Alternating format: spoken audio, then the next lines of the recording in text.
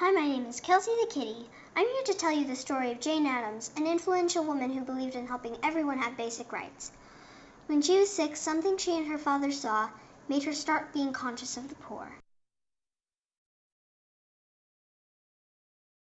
Why does that man over there live in that tiny ruined house? Can't he just get a nice, fancy, rich one like we have? Most people don't live like us. He probably doesn't have enough money for a better house. Someday when I grow up, I'll live right in the middle of awful tiny houses like that and help the poor people. When Jane Addams was a young woman, her father died.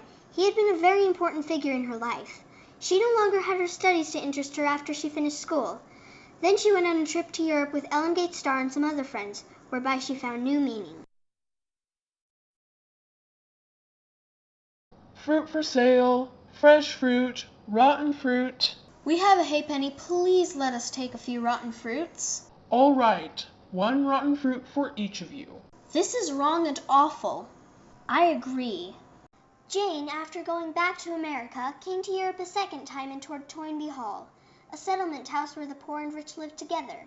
That was her inspiration for the settlement house she would soon build. When Jane Addams went back to America for the second time, she acquired a large grand house in Chicago on September 18, 1889, from a woman named Helen Culver. The house was right in the middle of awful tiny houses in a terrible neighborhood. There were great rifts between little immigrant enclaves, including Italians, Greeks, Germans, and more. The people in these communities were poor and lacked adequate food, water, or shelter. They were socially far apart, living in ignorance of each other. Children worked in dangerous factories instead of going to school, living a life full of drudgery. There was garbage in the streets. Jane's social work was cut out for her as she tried to help the people have rights, adequate food, drink, shelter, joy, and knowledge. Jane also pledged her support to various other causes such as women's suffrage, helping women to vote. She hoped for peace and brotherhood between countries. She took a stand for every person whose rights were being undermined. This house was given to me by my cousin, Charles Hull. Can I rent it? Of course. What are you going to do with it? I'll let poor people take classes and work here. Many volunteers will also benefit as they learn from the poor. Both sides, rich and poor, will come away better. Then I'll give it to you. Thank you so much. I'll call it Hull House after your cousin. I need a place to be while my mom's at work. May I stay here? Yo non parlo inglés. Me potete aiutare? I need citizens' papers. Can I sign up for citizenship classes? There were soon many people ready to accept Jane Addams' kindness. Jane was the champion for homesick immigrants and all in need. She always kept the doors to Hull House unlocked. Then people would know they could come in at any time. But one day a thief came. Here's the door. I don't want to have you injured.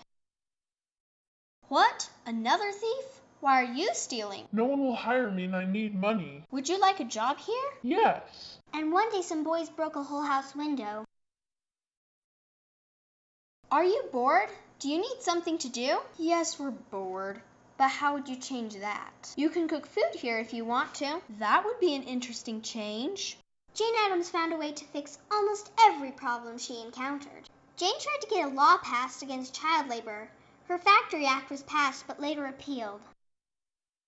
Jane, the Illinois Factory Act was just passed. Great! That'll help the children. Sorry, but the Factory Act has now been repealed. That's too bad, but I will try to make a court for children so they will no longer be dealt with in court as if they were grown. Kids whose parents had to work long hours found themselves treated to school classes made by Jane Addams. Those who had jobs during the school day could have afternoon school. Jane Addams also made a playground, a public bath, a theater, and more. Jane listened to old women share their stories. She was a benefit to many. I reached my childhood dream, living in the middle of awful tiny houses and helping the poor. But wait, there's still more. Jane was opposed to war and was denounced for it. People also didn't like her because she went against the grain by being close friends with immigrants and by wanting votes for women. And since she always sympathized with both sides, neither side as a whole trusted her. Today's paper. Jane Addams, the most dangerous woman in America. Jane Addams, possibly socialist. Might be an anarchist. Maybe she's both. This makes me feel so bad, but I love peace. Men need to abstain from the gains of oppression, as I said in Newer Ideals of Peace.